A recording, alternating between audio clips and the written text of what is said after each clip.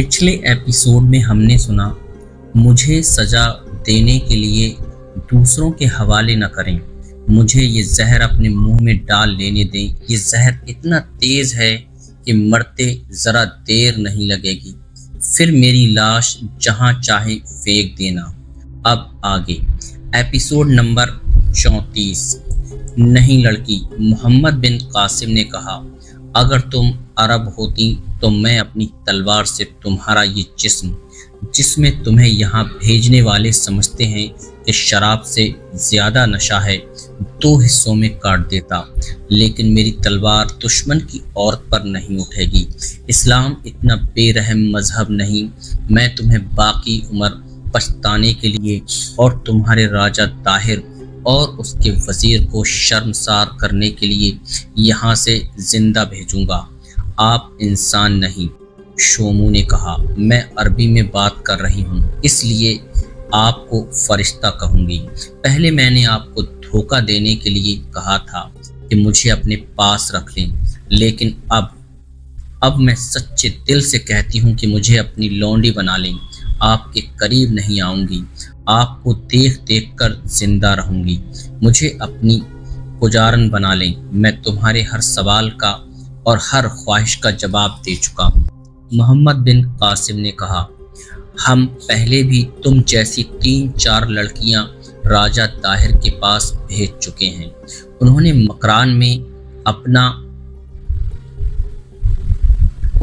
مکران میں پناہ گزین عربوں کے ساتھ شادیاں کر لی تھیں، تم شاید انہیں جانتی ہوگی۔ وہ بھی طاہر کے وزیر برہمن کی بھیجی ہوئی تھیں، ان کا بھی وار کھالی گیا تھا۔ میں نے ان لڑکیوں سے کہا تھا کہ اپنے راجہ طاہر سے کہنا کہ لڑائی مرد آمنے سامنے آ کر لڑا کرتے ہیں اور لڑائی تلوار سے لڑی جاتی ہے۔ میں ان لڑکیوں کو جانتی ہوں، شومو نے کہا، اور اب تم برہمن سے اور اپنے راجہ سے کہنا کہ اے بے غیرت راجہ، سامنے آ۔ کیا تو یہ سمجھتا ہے کہ اروڑ کے قلعے کی دیواریں تجھے میری تلوار سے اور اللہ کے سپاہیوں کی برچھیوں اور تیروں سے بچا لیں گی؟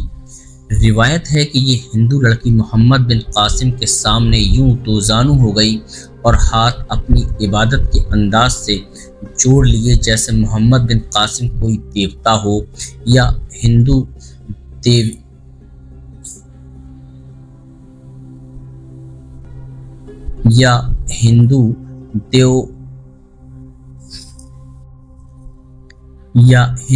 دیوتاؤں کی داستانوں کا کوئی طلسماتی کردار ہو۔ لڑکی کی آنکھوں سے آنسو بہنے لگے۔ اے بدقسمت لڑکی، محمد بن قاسم نے کہا، ہم اس مذہب کے پیروکار ہیں جو عورت کو اپنی آبرو جانتا ہے۔ ہم عورت کی آن پر اپنی جانیں قربان کر دیا کرتے ہیں، عورت سے جان کی قربانی نہیں مانگا کرتے۔ تو جانتی ہوگی کہ تیرے راجہ نے عربی مسلمانوں کے صرف جہاز ہی نہیں لوٹے بلکہ جہازوں کے مسافروں کو قید خانے میں ڈال دیا تھا۔ ہم نے اپنے قیدیوں کو چھڑانے کے لیے حملہ تو کرنا ہی تھا، لیکن ذرا سوچ سمجھ کر مجھ سے پہلے ہمارے 2 سالار یہاں آ کر بہت بری شکست کھا کر مارے گئے تھے، اس لیے ہم نے پوری تیاری کر کے حملہ کرنا تھا، لیکن میرے چچا حجاج بن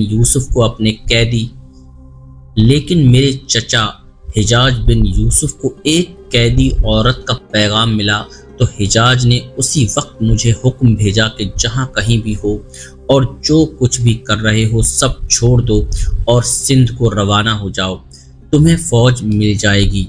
میں نے کوئی تیاری نہیں کی تھی، میرے دل میں اللہ اور اللہ کے رسول صلی اللہ علیہ وسلم کا نام تھا۔ آپ نے قیدی رہا کرا لیے ہیں، شومو نے کہا، ہم نے اس پورے شہر کو ایک ظالم راجہ سے آزاد کرا لیا ہے جس شہر کے قید خانے میں ہمارے قیدی تھے۔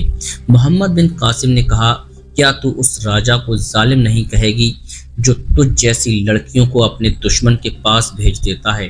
کیا تو نے کبھی محسوس نہیں کیا کہ تیرا ایک خاوند ہو جو دلیر ہو اور مرد میدان ہو اور تو اس کی بہادری پر فخر کرے؟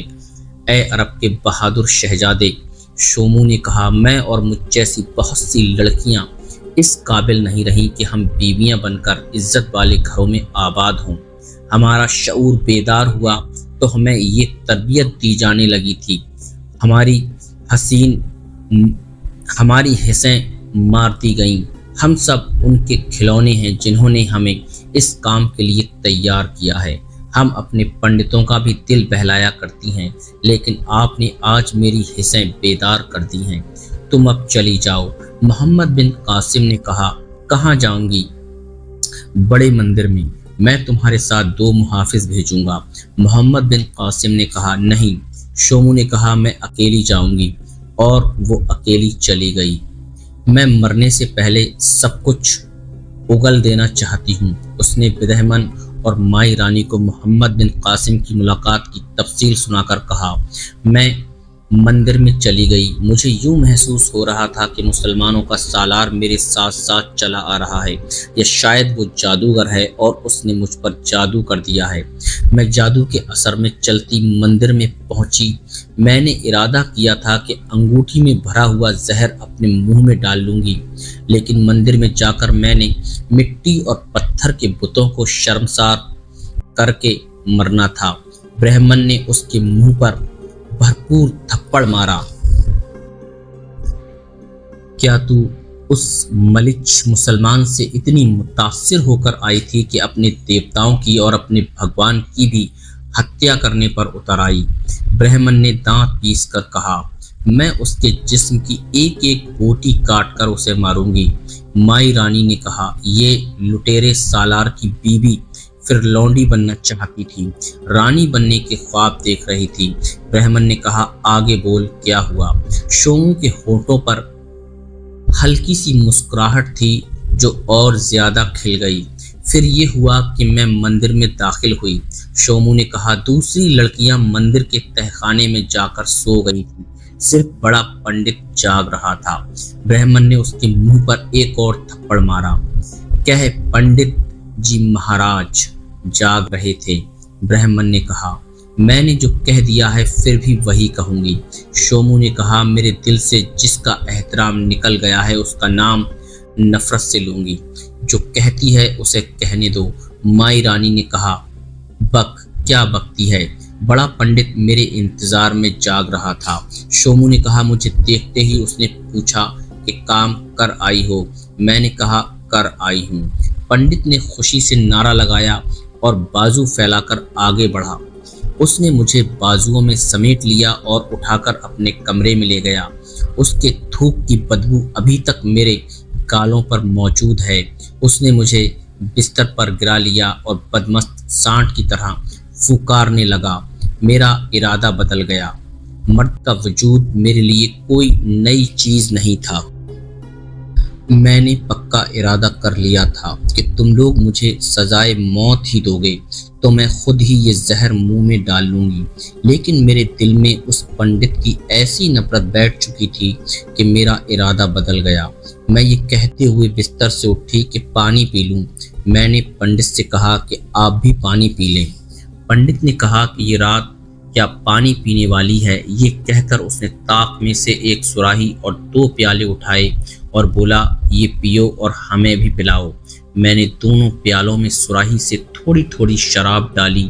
میری پیٹھ پنڈت کی طرف تھی۔ میں نے انگوٹھی کھول کر زہر اس کے پیالے میں ڈال دیا اور ذرا سا ہلا کر پیالہ اس کے ہاتھ میں دے دیا۔ اس نے ایک ہی گھونٹ میں شراب پی لی۔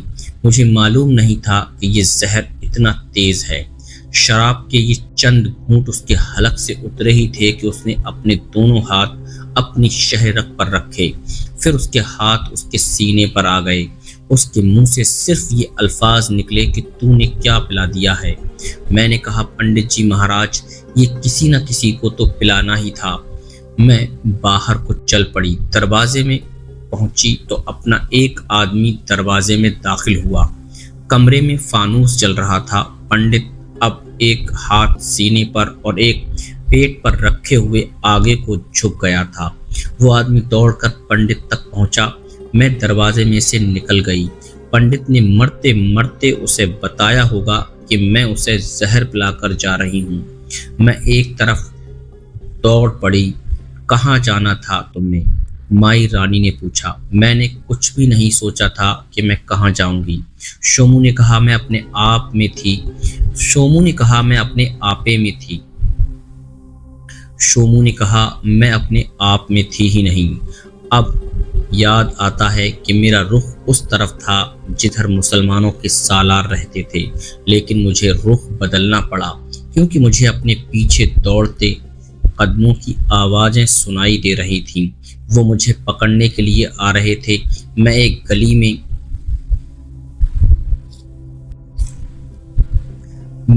گلی میں داخل ہو گئی، لیکن آگے سے یہ گلی بند تھی اور اس طرح انہوں نے مجھے پکڑ لیا۔ مجھے واپس مندر میں لے گئے۔ پنڈت مر چکا تھا۔ پھر تم لوگ جانتے ہو کہ مجھے یہاں تک کس طرح پہنچایا گیا۔ اگلے روز صبح سویرے اس ادھیڑ عمر عورت کو جو لڑکیوں کے اس گروہ کو محمد بن قاسم کے پاس لے گئی تھی اور ان تمام لڑکیوں کو سواریوں میں بند کر کے اونٹوں پر لاد کر شہر کے بڑے دروازے سے نکالا گیا تھا، اس کے بعد یہ خبر باہر نکالی گئی تھی کہ بڑا پنڈت مر گیا ہے۔ اس لڑکی کو بڑی ہی ہمدردی سے مارا گیا تھا۔ جس رات شومو محمد بن قاسم کے پاس آئی تھی، اس سے اگلی صبح شعبان سقفی محمد بن قاسم کے پاس آیا اور اسے بتایا کہ ابھی ایسی خبر ملی ہے کہ مندر کا بڑا پنڈت مرا پڑا ہے۔ شعبان سقفی نے یہ بھی بتایا کہ اس نے لاش دیکھی ہے۔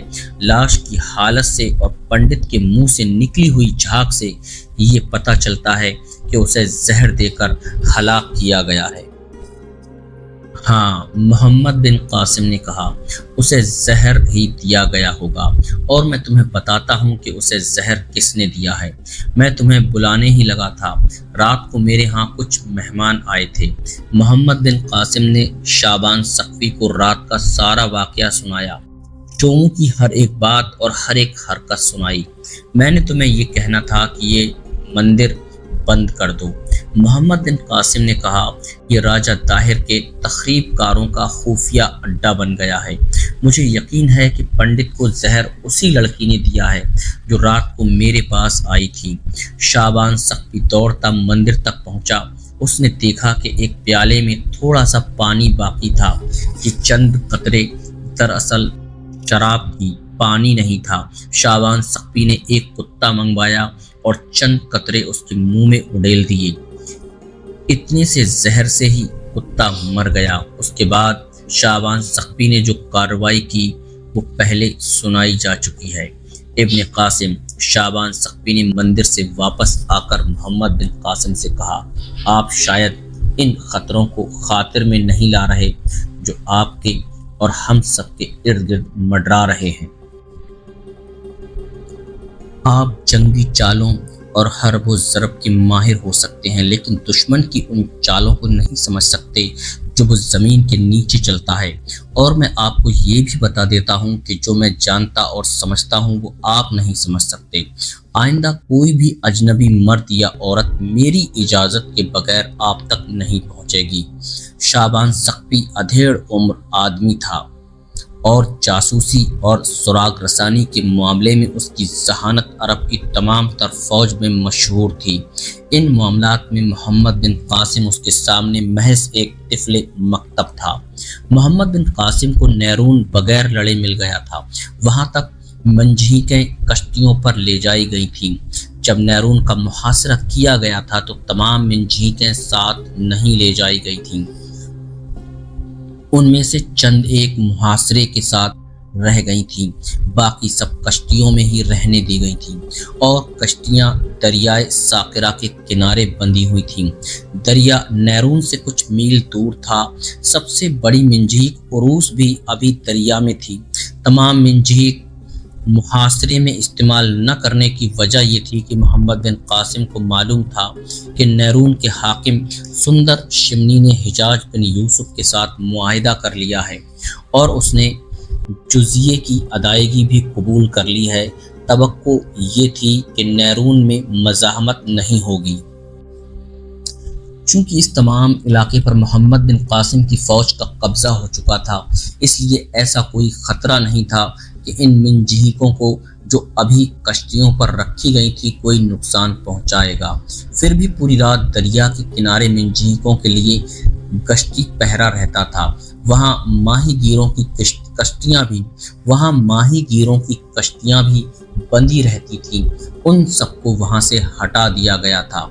मोहम्मद बिन कासिम की अगली मंजिल सहून थी। रास्ते में छोटे छोटे 1-2 किले और भी थे, लेकिन उनके मुतालिक मोहम्मद बिन कासिम को कोई गम न था। सुंदर शिमनी ने मोहम्मद बिन कासिम को बताया था कि ये छोटे छोटे किले किस नोयत के हैं और उन्हें सर करना कितना आसान है। सहयून का हाकिम भी बुद्ध था।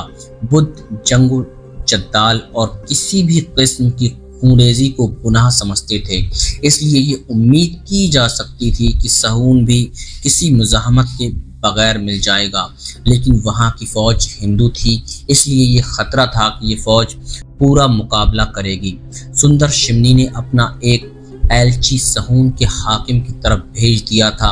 उसने सहून के हाकिम को ये पैगाम भेजा था कि वो लड़ाई से गुरेज करे और जब मुसलमान फौज वहां पहुंचे तो किले के दरवाजे खोल दे। ये एलची अभी वापस नहीं आया था, इसीलिए मोहम्मद बिन कासिम नैरून से कूच नहीं कर रहा था। रुस्त और कमक का भी इंतजार था। एक रोज इत्तला मिली कि मंजीकों वाली कश्तियों पर जो सिपाही रात को पहरा देते हैं उनमें से 2 मरे पड़े हैं और 2 लापता हैं। पहरा देने का तरीका ये था कि 6-7 दिनों के लिए 4 सिपाही वहां चले जाते थे और वहां एक खैमे में रहते थे। 2-2 आदमी बारी बारी थोड़े से वक्त के लिए टहलते टहलते तमाम कश्तियों को जो दूर दूर तक फैली हुई थी देख आते थे। ये वाकया बड़ा अजीब था कि 2 संतरी गैर हाजिर थे और 2 मरे पड़े थे। दोनों को खंजर मारे गए थे। मोहम्मद बिन कासिम और शाबान सख्फी अपने मुहाफिज दस्ते के साथ वहां पहुंचे। उन्होंने देखा कि दोनों की लाशें दरिया के किनारे एक दूसरे से कुछ दूर पड़ी हुई थीं। शाबान सख्फी ने जमीन देखी। कदमों के जो निशान थे उनसे पता चलता था कि ज्यादा लड़ाई नहीं हुई। दोनों की तलवारें नियामों में थीं, जिससे ये जाहिर होता था कि उन्हें मुकाबले का मौका मिला ही नहीं था। उन पर अचानक हमला किया गया है। शाबान सख्फी ने कहा, ये किसी धोखे में मारे गए हैं। तो क्या उनके कातिल उनके अपने ही साथी हैं जो लापता हैं? मोहम्मद बिन कासिम ने कहा, खुदा की कसम मैं ये बात नहीं मानूंगा। शाबान सख्फी ने जमीन को देखना शुरू किया। ये गैर आबाद और रेतीला इलाका था। कदमों के निशान साफ नजर आ रहे थे। उन्हें देख देख कर शाबान सख्फी किनारे से दूर ही दूर हटता गया और ये नकूशे पा उसे मकतूल संतरियों के गैर हाजिर साथियों की लाशों तक ले गए। उन दोनों को भी खंजरों से मारा गया था। वहां से जमीन को देखते हुए शाबान सख्फी चल पड़ा और ये नकूशे पा दरिया के किनारे पर उस जगह आ गए जहां मिंजीक वाली आखिरी कश्ती खड़ी थी। मिंजीक गिनो, शाबान सख्फी ने कहा। जब मिंजीकें गिनी गईं तो पता चला कि एक छोटी मिंजीक कम है। शाबान सख्फी ने मोहम्मद बिन कासिम को बताया, ये दुश्मन की कार्रवाई है और वो एक मिंजीक ले गया है। ये मालूम करना बहुत मुश्किल था कि एक मिंजीक को किस तरह ले जाया गया है। शाबान सख्फी ने इस खतरे का इजहार किया कि अब राजा दाहिर भी अपने कारीगरों को ये मिंजीक दिखाकर मिंजीक बनवा लेगा। मिंजीक अरबों की ईजाद है। पहली मिंजीक हिंदुस्तान में अरब लाए थे। ये समझना मुश्किल नहीं था कि मिंजीकों की अफादियत देखकर राजा ताहिर या उसके दानिशमंद वजीर ने ये सोचा होगा कि किसी तरह एक मिंजीक हाथ आ जाए और इस तरह की मिंजीक तैयार कर ली जाए। अरबों ने उरूस जैसी मिंजीक बना ली थी जिससे इतने वजनी पत्थर इतनी दूर तक फेंके गए थे कि मंदिर को तोड़ दिया गया था।